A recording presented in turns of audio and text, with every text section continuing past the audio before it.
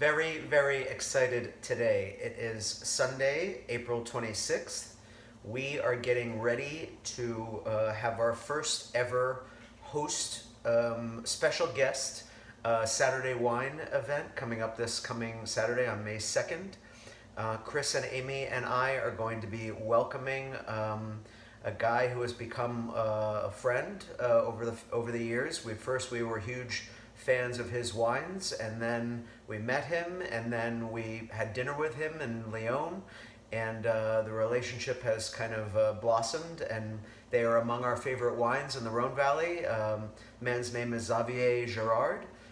He makes a fantastic Côte Rôtie and a few really fantastic wines from the little appellation called Condrieu. And I have been dreaming about a dish called a Salade Lyonnaise, which sometimes is called a frisée au lardon. And I'm about to make it here, and I would love to show you some of the steps that I take. I am a huge fan of this dish. It's up there with my favorite dishes, composed dishes in the whole world. I have been thinking over the last couple of days why I love the Salade Lyonnaise as much as I do. There are a few reasons. I think one of them is that it occurs to me that it goes beautifully with both a red wine and also white wine. I think you would probably want to keep from getting too heavy on red wine, but other than that, it's a fantastic dish to drink a glass of wine with. And the more important reason, the thing that I really, really love about frisée au lardon or salade lyonnaise is that it packs all of this flavor into one dish. So there's an amazing balance that goes on. Fundamentally, salade lyonnaise is an endive salad. Frisée is sometimes called curly endive, but it's in the endive family. This is what you guys all know what frisée looks like. This is it, right? So it's an endive salad, and one of maybe the most basic component of the flavor of endive or frisée is bitterness. So you have the bitterness in the frisée. You have acidity that comes in the form of a really nice, tart, piquant vinegar. In this case, I have some chopped shallots that are macerating in some sherry vinegar. This is called Pedro Jimenez dry vinegar, but not important. Sherry vinegar is somewhat classic for the salad lyonnaise, although red wine vinegar substitutes nicely. White wine vinegar substitutes nicely, totally fine. The key with the salad lyonnaise is with the bitterness, you are also then interested to introduce a really lively amount of acidity. And the reason for that is that some of you may know that a poached egg is the crowning glory of a perfect salad lyonnaise. And the idea is that if the salad underneath has acidity and a little bit of richness also from the bacon that we'll be incorporating, the egg yolk, when it breaks, then perfectly marries everything, the acidity and the bacon and all of that flavor. So to go over the rest of the mise en place, frisée, macerated shallots. This is my favorite, as I mentioned, I think last week, really good Dijon mustard for the vinaigrette. I happen to like a nice amount of chopped parsley. Again, we're thinking about building flavor into this and the contrast and all kinds of different items. These are croutons that I made this morning. Really, croutons of any kind, sourdough croutons work great. This morning I was in the market and I was thinking about brioche. And brioche croutons, truth be told, are probably gilding the lily here a little bit with the bacon and the egg yolk. There's already, brioche is very eggy in the egg yolk. But I did see a challah in the market this morning, and I grabbed it, and that's what I made those croutons. But as I say, croutons out of anything you want, virtually, you get a little bit of a different flavor. This is kind of my secret ingredient for salade lyonnaise. This is chopped, slow roasted fennel. And the reason that I love this, one of the things that the approaches that I take to food is that I'm always interested in understanding first what the classical is, what are the classic elements of a salad like this, and then secondly, trying to figure out where, here and there I can augment that classical thing with just a little flair, a little bit, something extra. Roasted fennel is near and dear to my heart. I think, let me check on the bacon here. Good shape there with the bacon. Roasted fennel, when you roast fennel, it brings out that beautiful anisette, caramelized flavor. So there's a little bit of caramelization there. The croutons have a little bit of toast on them. And I think we're ready to go. We have bacon that is ready on the stove. And I'm going to start this, this vinaigrette. It's going to be a bit of an emulsion, this vinaigrette, right? I have a little bit of mustard going into the bowl. I'm going to whisk some olive oil into that mustard.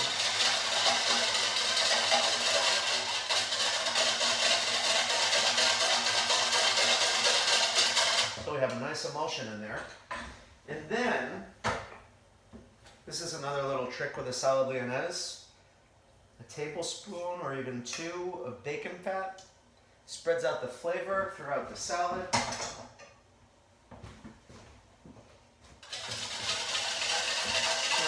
Olive oil, some Dijon, and a little bacon fat. I'm going to incorporate a little bit of my macerated shallots and sherry vinegar.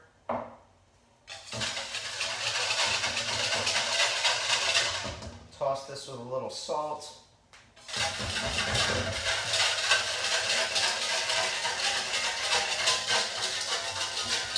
You can see how this looks. That sherry vinegar is helping this to emulsify a little bit right about now. Right?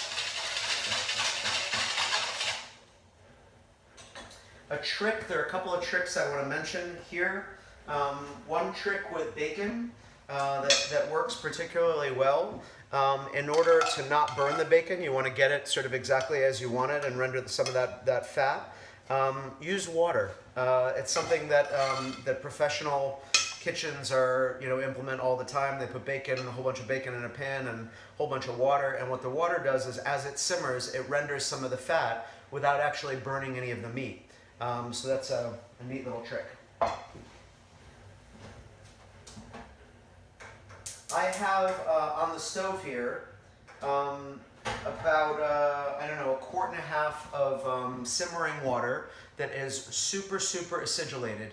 I don't know if you've ever heard hearing somebody talk about poaching an egg, that vinegar is really essential in the water. It is completely essential. And here's another tip.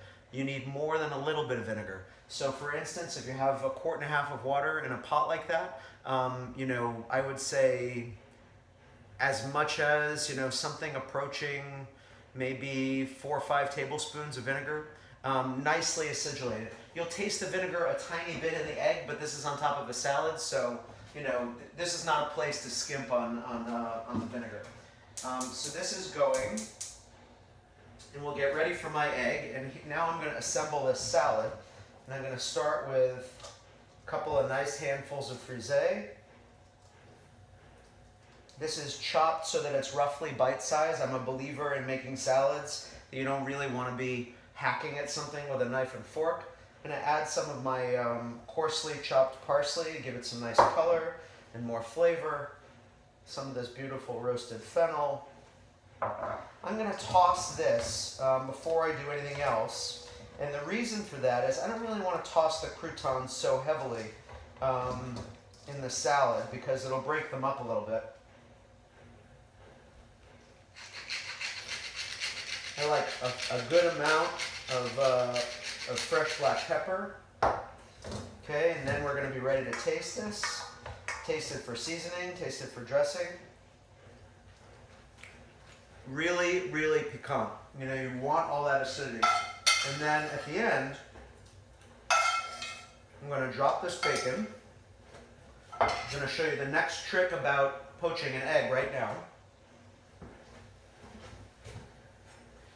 The water is going. You don't want it to be boiling really, really hard. A gentle little simmer is nice. And then here's the important thing, and I'll tell you about this in a minute.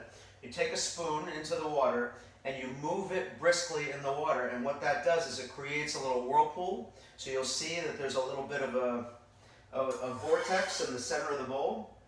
And that is what you're dropping your egg into, right in the center. So that is very acidulated water that is gently simmering. And now that egg is starting to poach right in the middle Oh, wait till you see how this looks. So this is a trick that I learned from Mark Peel at Campanile in Los Angeles, one of the great restaurants this country has ever known. But Campanile, when I was there, almost 20 years ago, they would turn out these poached eggs at brunch that looked like comets. They were the most beautiful things that, it was like the white perfectly came together around the yolk, and it seemed to have this beautiful little tail. And then they would serve those poached eggs at brunch, and they were magnificent. And I asked Mark, what the key to that beautiful shape that he achieved was, and he said, moving the water like that. When you move the water and you have enough vinegar, the thing seizes up and you produce a beautiful kind of restaurant quality poached egg. Bacon is in the salad now. A handful of these beautiful croutons. I'm going to give this a gentle toss. I don't want to break up the croutons.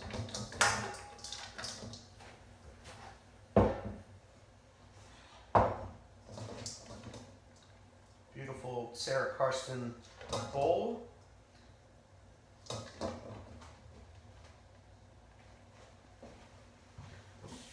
I wish that I could, as I've mentioned a couple times in the emails, the production quality is not terrific on these videos. It's too bad in a moment like this because this is pretty. You can see croutons, bacon, some of that roasted fennel. I think that the magical part of a salad like this is incorporating multiple components like that.